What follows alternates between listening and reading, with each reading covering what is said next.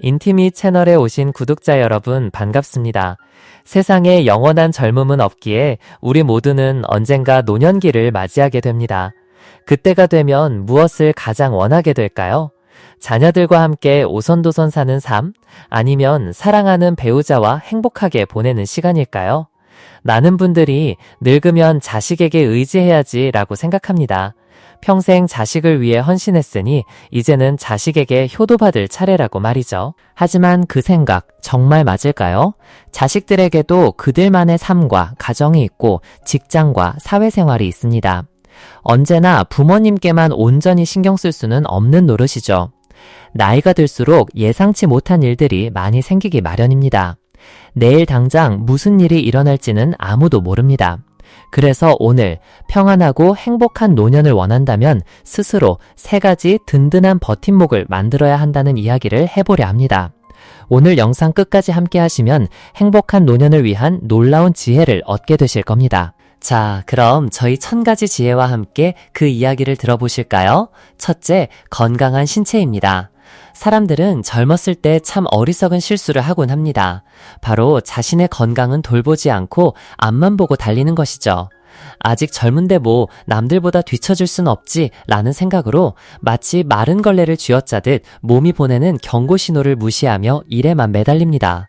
누구나 젊음은 짧다고 생각합니다. 그래서 쉬지 않고 일해야 나중에 편히 쉴 수 있다고 믿습니다. 젊을 때 바짝 벌어야 은퇴도 빠르고 돈만 많이 모아두면 노후가 자유롭고 풍요로울 거라고 말이죠. 하지만 여기서 가장 중요한 한 가지를 잊고 있습니다.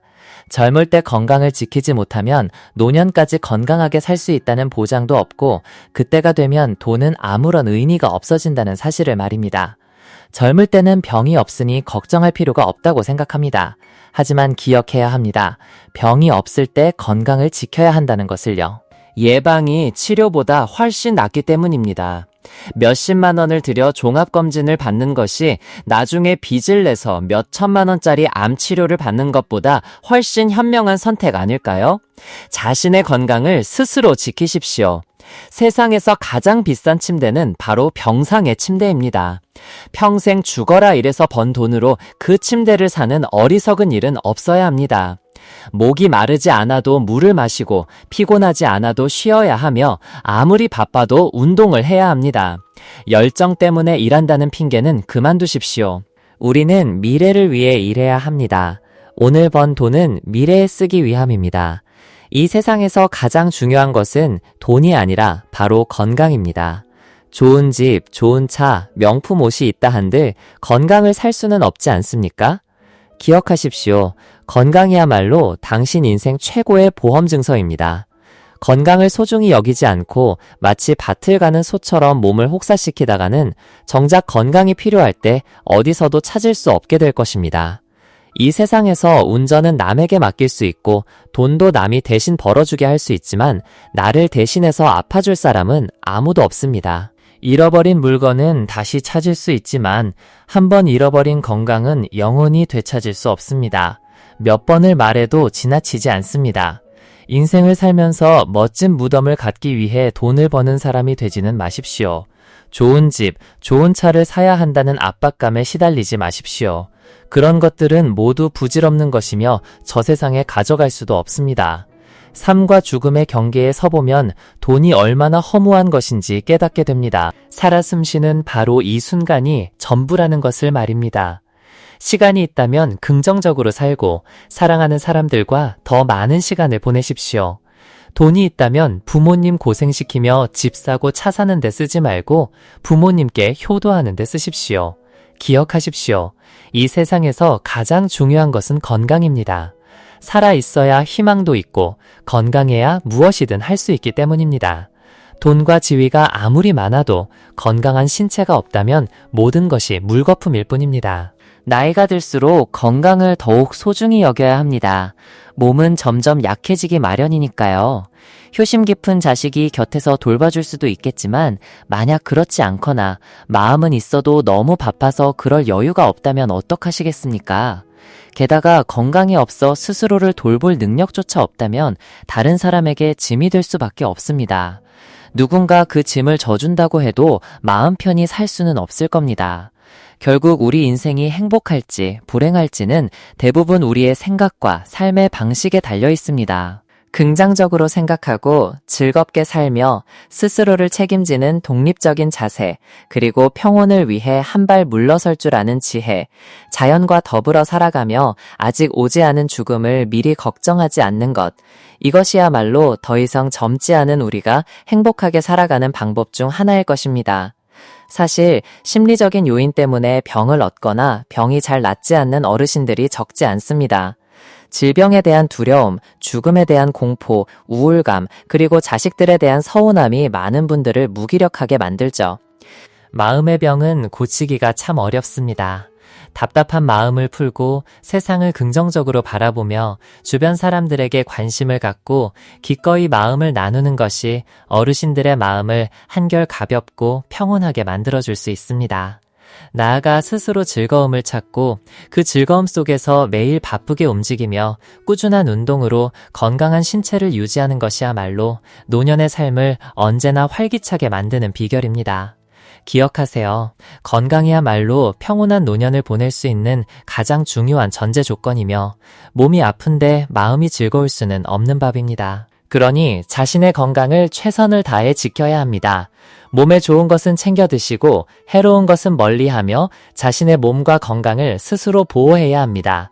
두 번째, 인생의 동반자, 배우자입니다.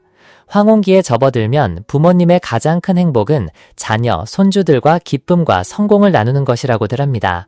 하지만 그 말은 절반만 맞는 이야기입니다. 사람은 나이와 상관없이 저마다의 감정을 느끼기 때문이죠. 나이가 들어 홀로 남게 되면 외로움이라는 감정을 아주 쉽게 느끼게 됩니다. 겉으로는 괜찮다고 말해도 모두가 잠든 고요한 밤이 되면 온갖 서러움과 쓸쓸함이 파도처럼 밀려오기 마련입니다. 자식들이 곁에 있어준다 해도 그들에게는 그들만의 삶이 있고 더 나은 삶을 위해 치열하게 살아가야 합니다. 당신을 돌보느라 자식들이 힘든 짐을 짊어지기를 바라지는 않으시겠지요. 그렇기 때문에 사람은 나이가 들수록 배우자가 곁에 있는 것이 가장 좋습니다. 외로울 때 기댈 어깨가 있고 힘들 때 이야기를 나눌 상대가 있으니 하루하루를 조금 더 즐겁게 살아갈 수 있습니다. 우리 옛말에 10자식보다 곁을 지키는 배우자 한 명이 낫다는 말이 있습니다. 행복한 부부로 살아오며 이가 빠지고 머리가 하얗게 쓸 때까지 함께한 분들에게 이 말은 결코 틀리지 않을 겁니다. 여기서 곁을 지킨다는 것은 단순히 밥을 챙겨주고 잠자리를 봐주는 것만을 의미하지 않습니다. 부부로서의 깊은 정과 서로의 마음을 꿰뚫어보는 이해심이 담겨 있는 것입니다. 자식들이 맛있는 음식을 사드리고 두둑한 용돈을 드릴 수는 있겠지만 서로를 향한 따뜻하고 세심한 보살핌은 오직 할머니와 할아버지, 할아버지와 할머니 사이에서만 나올 수 있는 온기일 것입니다. 하지만 안타깝게도 인생의 동반자를 먼저 떠나보내는 불행을 겪는 분들도 있습니다. 제가 아는 75살의 박인수 어르신은 아내분이 세상을 떠난 지 22개월이 지났습니다. 어르신은 간신히 마음을 추스르고 다시 평범한 일상으로 돌아오기 위해 무던히 애를 쓰고 계셨습니다. 아내분이 떠난 후 어르신은 말수가 급격히 줄었고 하루 종일 멍하니 앉아 계시곤 했습니다. 밥은 반 공기도 채 드시지 못했고 밤마다 잠을 이루지 못하셨죠. 어르신은 이렇게 말씀하셨습니다. 반세기가 넘는 세월을 그림자처럼 항상 함께 했는데 그걸 어떻게 잊겠소? 젊었을 땐 참 어렵게 살았지. 농사일부터 시장에 허드렛 일까지 안 해본 일이 없었어. 그래도 우리 부부는 어떻게든 자식들 공부는 시켜야 한다고 뜻을 모았고 덕분에 자식들이 모두 제 앞가림하며 살게 되었지. 한동안 어르신은 깊은 자책감에 시달리셨습니다. 왜 아내의 병을 더 일찍 알아차리지 못했을까? 살아생전에 아내가 부산에 사는 여동생들을 보러 가고 싶다고 몇 번이나 말했는데 그때마다 내가 바쁘다는 핑계로 다음으로 미뤘어. 시간은 쏜살같이 흘러갔고 나는 그 약속을 잊어버렸지. 그렇게 간단한 약속이었는데 내가 바쁘니 아내도 더는 조르지 않더군. 어르신은 아내가 평생을 남편과 자식들의 행복을 위해 헌신하는 동안 자신은 아내와의 작은 약속조차 지키지 못했다는 죄책감에 계속해서 괴로워하셨습니다. 아내의 임종 순간을 떠올리며 마지막 유언조차 가족들을 걱정하는 말뿐이었다고 하셨습니다. 여보, 혹시 내가 잘못되더라도 너무 슬퍼하지 마세요. 몸 잘 챙기시고 우리 아이들끼리 서로 아끼고 사랑하며 살도록 잘 지켜봐 주세요.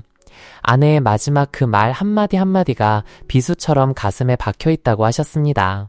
기억하세요. 이 세상에서 당신 곁에 가장 오래 머무는 사람은 부모님도 자식도 형제나 친구도 아닙니다.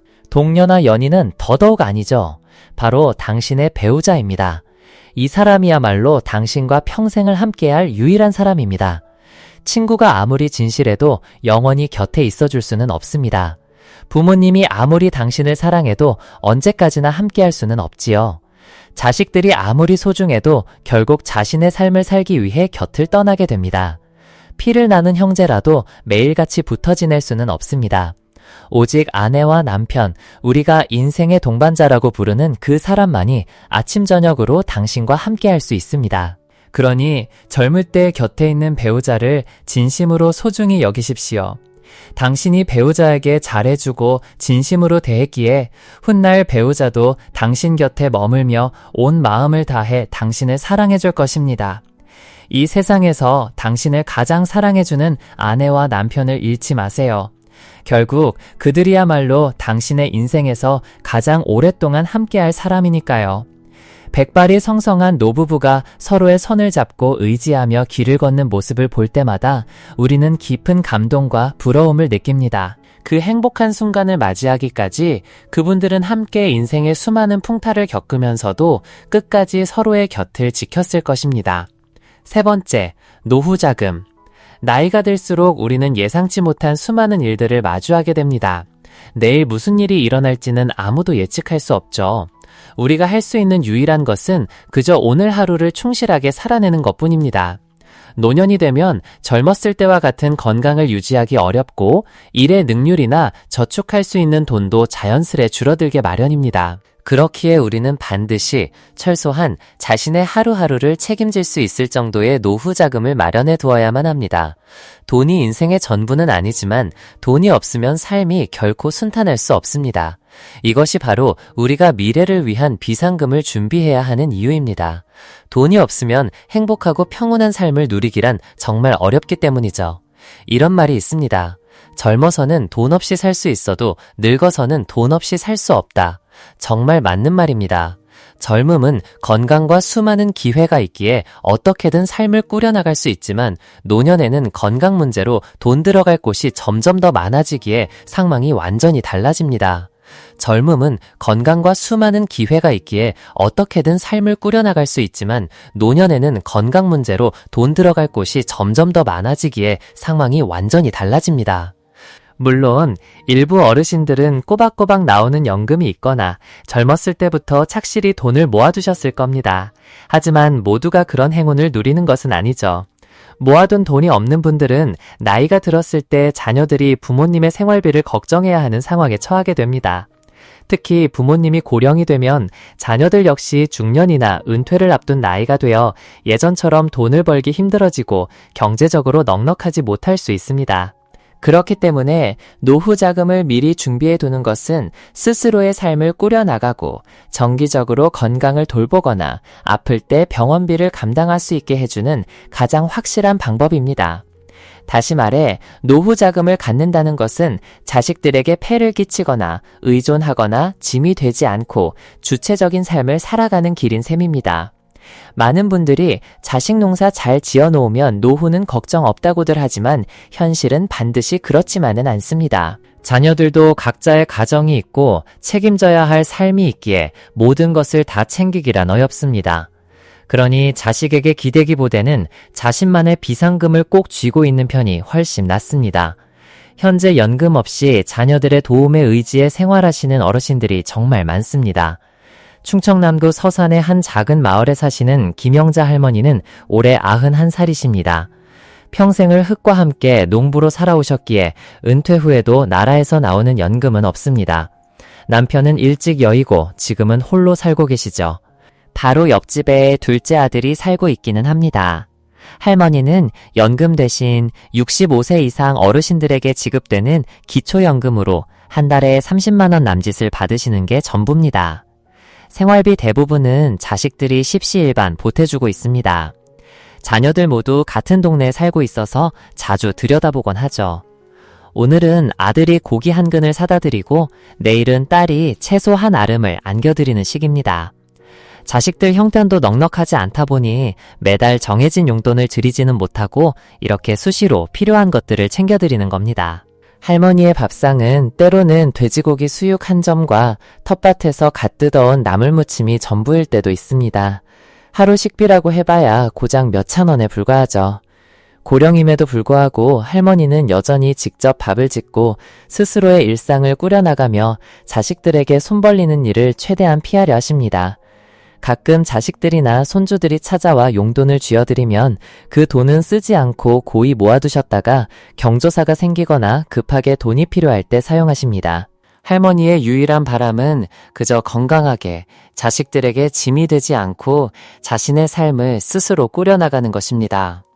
연금이 없는 노인의 삶은 이처럼 팍팍하지만 다행히 시골이라 텃밭에서 먹을거리를 구하기 쉽고 여러 자식들이 가까이 살며 매일같이 보살펴드리기에 견딜만하다고 하십니다. 노인의 삶이 많은 것을 필요로 하지 않기에 매달 드는 비용은 주로 식비가 전부입니다. 전라북도 남원의 한 마을에 사시는 박순자 할머니도 김영자 할머니와 사정이 비슷합니다. 85세 박할머니 역시 평생을 논밭과 함께 살아오셨기에 연금이 없습니다. 현재는 돌아가신 남편 앞으로 나오는 유종연금으로 매달 50만 원 정도를 받고 계십니다. 몇 년 전부터는 큰아들 내외와 함께 살며 식구처럼 지내고 계시죠. 다른 아들들은 멀리서 자리를 잡아 가끔씩이나 얼굴을 비춥니다. 할머니는 유종연금과 자식들이 주는 용돈을 아껴 모아 개인적으로 필요한 것을 사거나 동네 경조사비로 사용하십니다. 가끔 손주들이 오면 할머니는 모아두었던 돈을 꺼내 우유도 사주시고 과자도 사주시며 사랑을 표현하십니다. 다른 어르신들과 마찬가지로 할머니의 가장 큰 소원 역시 건강을 지켜 자식들에게 패끼치지 않고 스스로의 생활을 꾸려나가는 것입니다. 인간은 누구나 생로병사의 과정을 겪습니다. 나이가 들어 병이 많아지면 애타게 간호하는 자식들을 보며 미안한 마음에 죄인이 된 것 같은 기분이 들 수 있습니다. 반대로 자식들이 차갑게 외면한다면 그 서러움은 이루 말할 수 없을 만큼 클 것입니다. 그렇기 때문에 노후 자금은 선택이 아닌 필수입니다. 돈이 있으면 그 액수가 많든 적든 적어도 다른 사람의 눈치를 보며 하루하루를 버텨내지 않아도 되기 때문입니다. 따라서 나이가 들어 자식에게 냉대받는 것과 같은 최악의 상황을 피하기 위해서는 젊었을 때부터 체계적인 재정 계획을 세우고 노후를 위한 비상금을 마련해 두어야 합니다. 더 이상 일할 힘이 없을 때 닥칠 수 있는 모든 위험에 스스로 대비해야 하는 것이죠. 요즘처럼 빠르게 변하는 세상 속에서 전통적인 가치관도 많이 바뀌었습니다. 과거 우리 사회의 자랑이자 미덕이었던 자식에게 노후를 기댄다는 생각 때문에 모든 것을 잃는 부모님들이 많아지고 있습니다. 젊어서는 부모에게, 늙어서는 자식에게 의지한다는 말은 오랫동안 우리 문화의 아름다운 전통이었습니다. 하지만 이 믿음이 오히려 많은 부모님들의 노후를 허무하게 만들고 있습니다. 내 자식을 믿지 못하면 누굴 믿겠어? 세상 모든 부모님들처럼 우리 부모님들도 자식이 어릴 때 온 마음을 다해 사랑하고 보살피셨습니다. 하지만 한 가지 다른 점이 있다면 한국의 부모님들은 자식이 다 큰 성인이 된 후에도 끊임없이 자식을 위해 걱정하고 모든 것을 희생할 준비가 되어 있다는 것입니다. 자식이 학교에 다닐 때는 아무리 힘든 일을 해서라도 허리띠를 졸라매고 굳은 일을 마다하지 않으면서도 남들만큼은 가르치려 애쓰셨습니다. 자식이 좀 더 크면 내리사랑이라는 말처럼 또다시 모든 것을 자식에게 쏟아부으셨죠. 과거 경제적으로 어려웠던 시절에는 부모님들이 아무리 애써도 자식들을 먹이고 입히는 것만으로도 벅차 당신들을 위한 노후 준비는 꿈도 꿀 수 없었습니다. 하지만 경제적으로 여유가 생긴 지금도 많은 분들이 여전히 똑같은 방식으로 살아가고 있습니다. 자식이 성공하면 부모의 은혜를 절대 잊지 않을 것이라는 희망을 품으면서 말이죠. 경기도의 한 마을에 사시는 70대 박 여사님의 이야기입니다. 몇 년 전 이 지역에 재개발 붐이 일면서 땅값이 하루가 다르게 치솟았습니다. 여사님은 자식들의 말에 따라 땅을 팔아 각자에게 나누어 주고 남은 큰 돈으로는 장남이 아주 큰 집을 짓도록 도와주었습니다. 정작 당신을 위해서는 한 푼도 남겨두지 않으셨죠. 여사님은 이렇게 말씀하셨습니다. 내가 살면 얼마나 더 살겠어. 자식한테 줘야지 누구한테 주겠어. 내가 가진 거 전부 다 줬는데 설마 나를 외면하겠어? 내 자식인데 내 자식을 안 믿으면 누굴 믿겠어? 박 여사님은 자신의 결정을 조금도 의심하지 않고 마음 편히 생각했습니다. 시골에는 박 여사님과 같은 경우가 아주 많지만 도시라고 해서 없는 것은 아닙니다. 서울의 한 시장에 가면 여든이 다 되어 보이는 작고 앙상한 할머니 한 분이 이쑤시개를 파는 모습을 종종 볼 수 있습니다. 누가 봐도 몸이 무척 아파 보이는데 지팡이에 의지해 떨리는 손으로 물건을 팔고 계셨습니다. 주변 사람들이 걱정되어 물어보니 할머니의 집은 은평구에 있다고 했습니다. 남편을 일찍 여의고 꾸준히 일을 해가며 외아들 하나반을 애지중지 키우셨다고 합니다. 아들이 결혼하자 아들이 사업하는데 보탬이 되라고 집문서 전체를 아들 이름으로 바꿔주셨습니다. 당신의 노후가 어떻게 될지에 대해서는 조금도 걱정하지 않으셨죠. 나한테는 아들이 하나뿐인데 내가 움켜쥐고 있으면 아들이 얼마나 서운하겠어. 우리 아들은 효심도 지극해서 나를 끔찍이 위하는 아이야. 그래서 말했지. 엄마가 가진 건 전부 네 것이다 라고. 주변에서는 만약 아들이 불효하면 어쩌려고 그러세요? 라고 걱정했지만 할머니는 이렇게 생각하셨답니다. 만약에라도 자식이 불효한다면 이 집이 다 무슨 소용이며 더 살아서 뭐 하겠어요.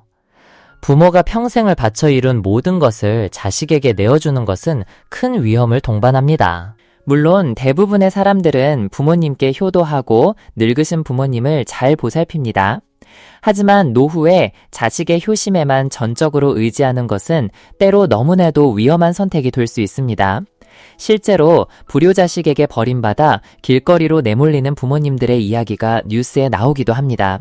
하지만 언론에 보도되지 않은 채 자식에게 속거나 예상치 못한 불행을 겪으며 남몰래 눈물 흘리는 부모님들은 훨씬 더 많습니다.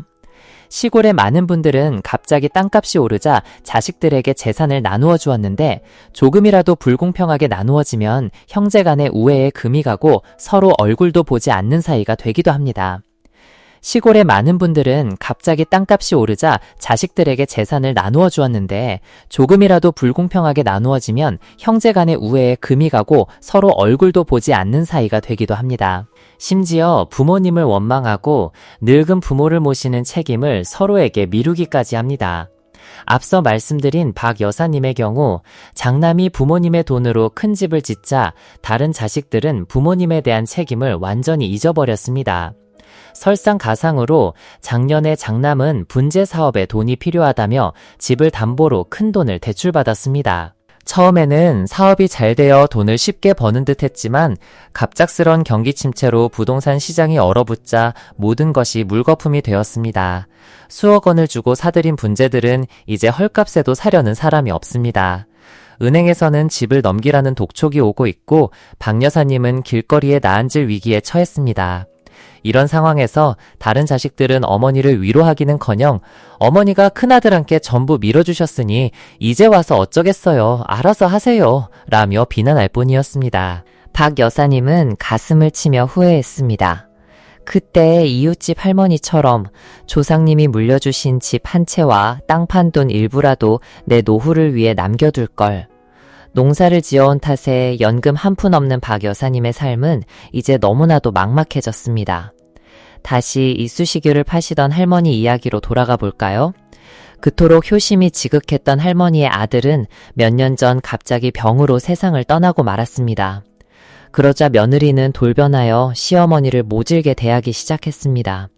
너무나 큰 슬픔과 충격에 할머니는 결국 집을 나와 정처 없이 떠돌게 되었습니다. 낮에는 이쑤시개를 팔고 밤에는 추운 쪽방을 전전하며 너무나도 안타깝고 힘겨운 삶을 살아가고 계셨습니다. 얼마 전 한 시골 마을의 노부부 사례가 가장 대표적인 예가 될 것 같습니다. 그분들은 자식들에게 땅을 공평하지 않게 나눠주었을 뿐만 아니라 정작 자신들을 위한 몫은 조금도 남겨두지 않으셨습니다. 결국 자식들과의 관계가 틀어지고 갈등이 생기자 노부부는 빈털터리가 되어 절에 얹혀 사는 신세가 되고 말았죠. 사건의 깊은 내막이야 당사자들만이 알겠지만 한 가지 확실한 것은 만약 두 분께서 처음부터 집과 땅의 일부를 자신들의 몫으로 남겨두고 자식들에게 의존하지 않으셨더라면 상황이 이 지경까지 이르지는 않았을 거라는 점입니다.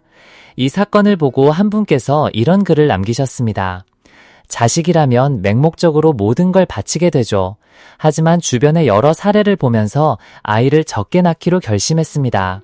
예전에는 아이를 많이 낳고 싶었는데 현실은 제가 아이들의 하녀나 다름없더군요. 뭐든 엄마만 찾으니까요. 아이를 낳자마자 얼마 되지도 않는 돈으로 자식에게 물려줄 땅부터 사러 다녔습니다.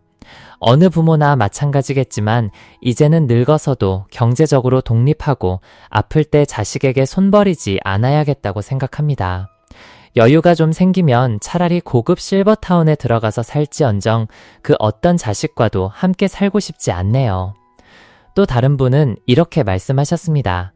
아이를 적게 낳되 제대로 잘 키우고 말년에는 아이들이 독립해서 살 수 있는 공간을 마련해줘야 합니다. 그리고 부모는 여전히 자신의 집을 가지고 있어야 하고 노후를 위한 자금도 반드시 따로 마련해둬야 합니다. 자식은 빚과도 같아서 효도하는 자식을 두면 내가 빚을 돌려받는 것이고 불효자식을 만나면 내가 그 아이에게 빚을 갚는 셈인 거죠.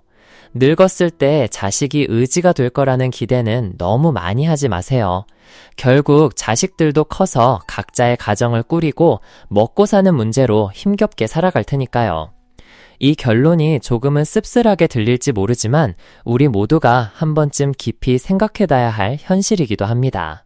그리고 오늘 이야기의 마지막 순서로 여러분과 함께 변화라는 이야기를 들어보고자 합니다.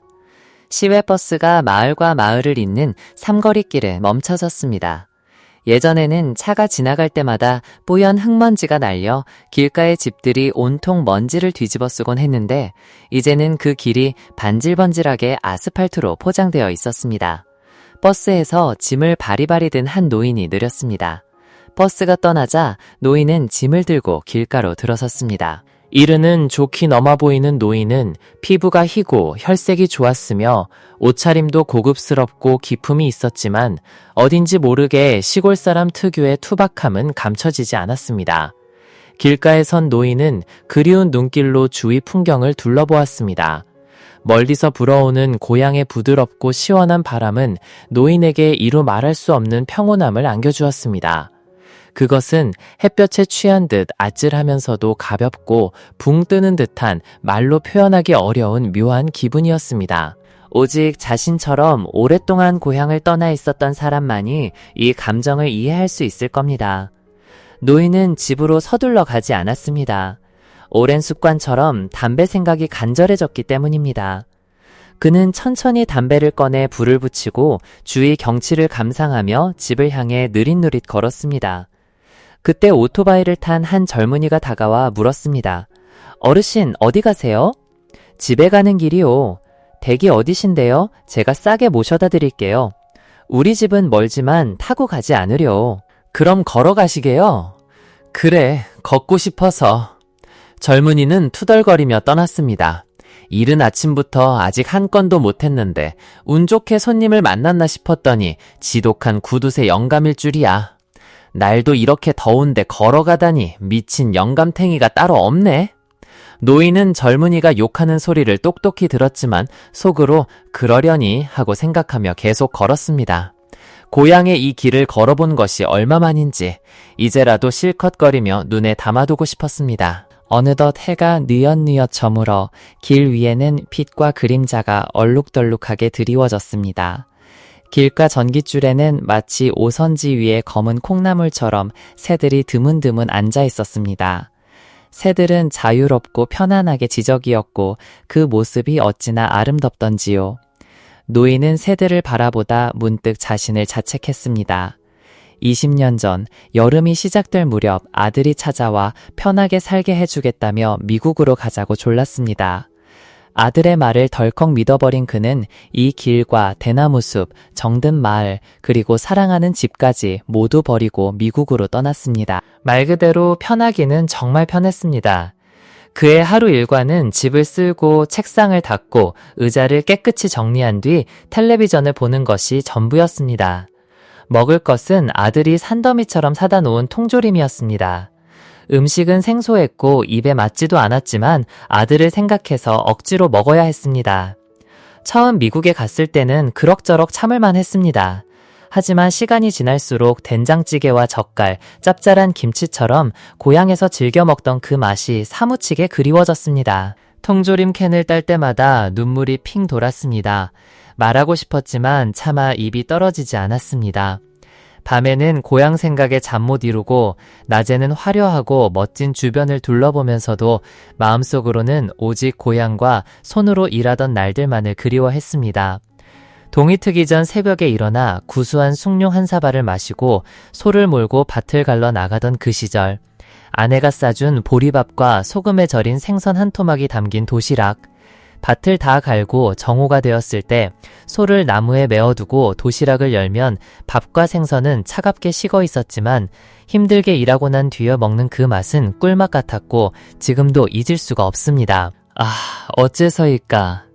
다른 이들은 모두가 탐내는 이 화려한 번영 속에서 자신은 어째서 이토록 가난하고 작은 고향 마을의 사소하고 보잘것없는 기억들로만 머릿속을 가득 채우고 있는 것일까?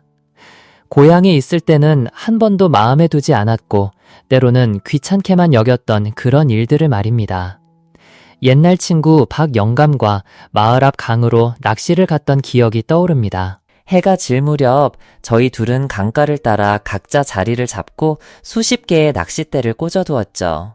한두 시간쯤 지나고 해질녘과 동틀녘이 가장 입질이 좋을 때라며 함께 낚싯대를 확인하러 다녔습니다. 그런데 이상하게도 박영감은 낚싯대를 전부 확인해도 물고기 한 마리 낚지 못했어요.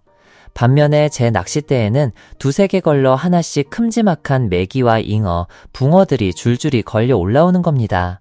밤새도록 낚시를 해서 동이틀 무렵엔 제 어망은 2개나 가득 찼지만 박영감의 어망은 텅 비어 있었죠. 박영감이 궁금해서 물었습니다. 이복에 낚싯바늘도 똑같고 미끼도 똑같은 지렁이를 쓰는데 어째서 자네만 물고기를 잔뜩 잡고 나는 한 마리도 못 잡는 건가? 제가 대답했죠. 아마도 자네가 물고기의 습성을 잘 살피지 않아서 그런 게 아닌가 싶네. 그러자 박영감은 한숨을 쉬며 말했습니다. 아닐세, 이 강이 나보다 자네를 더 아껴주는 게 틀림없어. 박영감은 서운한 마음에 무심코 뱉은 말이었지만 듣고 보니 그 말도 맞는 것 같았습니다. 이 강에서 낚은 물고기로 우리 가족 모두가 먹고 살았으니 저는 언제나 이 강에 큰 빚을 지고 있다고 생각하며 늘 감사한 마음을 품고 살았거든요. 박영감과는 잊지 못할 추억이 참 많습니다. 특히 눈을 감는 그날까지도 결코 잊을 수 없는 기억이 하나 있죠. 동이 트기 전 새벽, 저와 박영감은 땔감을 구하러 함께 산에 오르기로 했습니다. 각자 도끼와 낫을 챙기고 땔감을 옮길 지게도 짊어졌죠. 숲 어귀에 다다르니 해가 막 떠오르고 있었습니다. 저희는 서로 누가 먼저 지게를 가득 채우나 내기를 하자며 신나게 나무를 하기 시작했습니다. 그런데 제가 너무 서두른 나머지 그만 낫지를 헛디뎌 제 머리를 치고 말았습니다. 피가 어찌나 많이 나던지 박영감은 겁에 질려 하던 일을 모두 멈추고는 낫과 도끼를 내던지고 저를 등에 업고 미친 듯이 집으로 뛰었습니다. 길은 멀고 날은 뜨거운데 박영감은 헐떡이면서도 저를 업고 계속해서 사람을 불렀습니다. 집에 돌아와 열흘쯤 지나 상처가 다 아물 때까지도 박영감은 매일같이 저를 찾아와 주었죠. 참으로 고마운 우정이었습니다. 이웃 간의 정이 얼마나 끈끈하고 따뜻했는지 모릅니다. 그 시절 우리 집은 정말 지독하게 가난했습니다. 아내와 아이들은 비가 새는 낡은 양철 지붕집에서 살았죠. 겨울에는 뼛속까지 시리게 추웠고 여름에는 찜통처럼 더웠습니다. 집에 누워있으면 못구멍 사이로 파란 하늘이 다 보일 정도였으니까요. 제가 몇 번이나 지붕에 올라가 구멍을 막아보려 애썼지만 몇 달만 지나면 뜨거운 햇볕에 다시 갈라져 비가 새기 일쑤였습니다. 한 번은 칠흑같이 어두운 밤이었습니다. 갑자기 밖에서 세찬 비가 쏟아지기 시작했죠. 우리 가족은 젖지 않으려고 허둥지둥 온갖 솥과 양동이를 가져와 빗물을 받았습니다. 하지만 하늘은 무심하게도 바람까지 동반한 폭우를 퍼부었습니다. 빗물은 지붕에서 폭포수처럼 쏟아지고 창문 틈으로도 들이쳐 이불과 옷을 전부 적셨습니다. 나중에는 집안 어디에도 마른 곳이 없게 되었죠. 그날 밤 우리 가족은 뜬 눈으로 밤을 새우며 서로를 꼭 껴안고 추위를 견뎌야 했습니다. 낮이나 밤이나 저는 마을 어귀의 정자나무, 시원한 우물가, 추수가 끝나면 동네 친구들과 모여 이야기꽃을 피우던 마을 회관을 잊을 수가 없었습니다. 저는 평생을 땅을 파고 살아온 순박한 농부였습니다. 무거운 일을 하느라 손과 발은 투박하게 넓어졌죠. 그런데 이제 와서 아무 일도 하지 않고 앉아만 있으려니 답답하고 속이 터질 것만 같았습니다. 저는 마치 살아있는 나무를 뿌리째 뽑아 작은 화병에 꽂아놓은 것 같고 자유롭게 날아다니던 새를 잡아다 좁은 새장 속에 가둬놓은 것 같았습니다. 새는 노래라도 부르며 세상에 즐거움을 주지만 이 콘크리트 새장 속에 갇힌 저는 대체 무슨 쓸모가 있단 말입니까? 저는 아들에게 익숙한 일이라도 하게 제발 고향으로 보내달라고 빌었습니다. 아들은 다음에 가시죠. 돈도 많이 들어요. 라며 허락하지 않았습니다. 제가 차라리 혀를 깨물고 죽겠다고까지 하자 아들은 그제야 저를 보내주었습니다. 이제야 제 고향 땅의 길을 다시 밟으니 얼마나 마음이 가볍고 기쁜지 모르겠습니다. 마을 어귀에 도착했습니다. 예전에는 질퍽거리던 크고 작은 길이 이제는 모두 깨끗한 콘크리트 길로 바뀌어 있었습니다. 저는 지나다니는 사람들과 마을 주변의 집들을 둘러보았지만 아는 얼굴을 하나도 찾을 수 없었습니다. 옛날에는 온 동네 사람들이 제 이름을 알았고 제가 마을 어귀에 들어서기만 해도 어이쿠 붕어 아저씨 어디 다녀오시오? 하고 반갑게 불러주곤 했는데 말입니다. 이제는 인사를 건네는 사람 하나 없이 오히려 마을 사람들이 저를 낯설고 이상한 눈초리로 쳐다볼 뿐이었습니다. 길가에서 고무줄 놀이를 하던 아이 몇몇이 놀이를 멈추고 저에게 달려와 묻더군요. 할아버지는 어디서 오셨어요? 누구네 집 찾으세요? 저희가 알려드릴게요. 저는 아이들의 머리를 쓰다듬어 말했습니다. 고맙구나 얘들아. 저는 길가에서 별을 널고 있는 30, 40살쯤 되어 보이는 아주머니에게 다가갔습니다. 제가 물었죠. 여보시오, 혹시 붕어 아저씨네 집이 어딘지 아십니까? 붕어 아저씨는 마을 사람들이 저에게 붙여준 별명입니다. 제가 셋째 아들이었고 민물고기 낚시와 판매로 유명했기 때문에 마을 사람들이 입에 붙도록 그렇게 불렀던 것이죠. 그 아주머니는 한참을 생각하더니 말했습니다.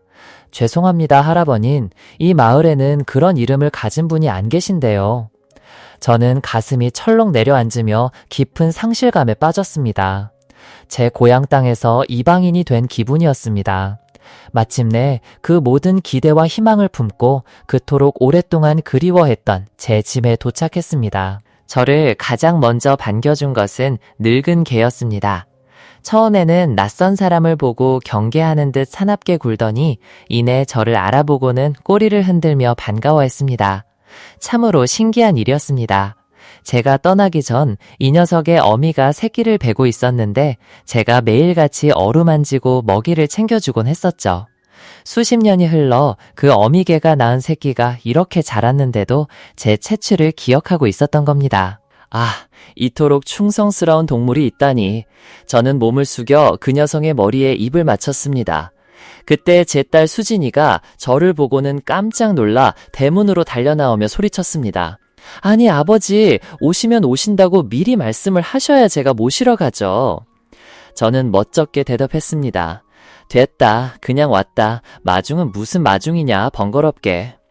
할아버지는 자신의 집을 보고는 믿을 수가 없었습니다. 예전에 낡고 허름했던 양철 지붕집은 온데간데 없고 이제는 번듯하고 세련된 복층집이 서 있었기 때문입니다. 집안의 모든 살림살이는 딸이 새로 장만한 듯 모두 새것의 외제 물건들이었습니다. 할아버지가 밤마다 그리워했던 소박했던 시절의 모습과는 너무나도 달랐습니다. 그런데도 딸 수지는 전화할 때마다 할아버지와 아들에게 입버릇처럼 말했었죠. 고향은 아직 살기 힘들어요. 어려워요. 그리고는 항상 이렇게 덧붙였습니다. 생활비 좀 붙여주세요. 할아버지는 아무 말 없이 조용히 방으로 들어가 여행 가방을 내려놓았습니다. 딸 수지는 아버지가 오신 것이 무척이나 기쁜 듯 전기밥솥을 꺼내 밥을 안 쳤습니다. 쌀을 씻고 뚜껑을 닫고 전원을 연결하는 그 모든 과정이 참으로 쉽고 빨랐습니다. 수지는 서둘러 부엌으로 가 냉장고를 열고 아버지의 피로를 풀어드릴 시원한 오렌지 주스를 한 잔 갈아 식탁 위에 놓아두었습니다. 방에서 나온 할아버지는 전기밥솥을 물끄러미 바라보다가 문득 옛 기억이 떠올랐습니다. 할아버지가 딸에게 물었습니다. 옛날에 쓰던 그 낡은 양은 냄비는 아직도 쓰고 있니? 아요, 그거요. 고물상에 판지 오래예요. 낡은 걸 둬서 뭐해요? 그것은 할아버지 부부가 결혼해서 분가할 때 부모님께서 물려주신 유품과도 같은 물건이었습니다.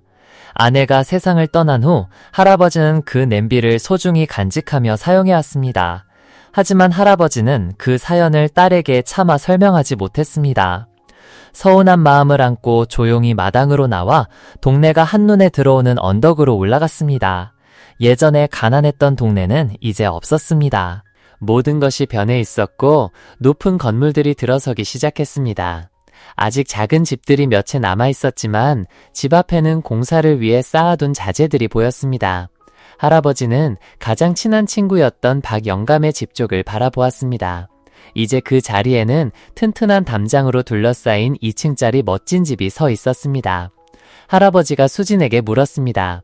박영감은 요즘 어떻게 지내니? 박 할아버지는 돌아가셨어요.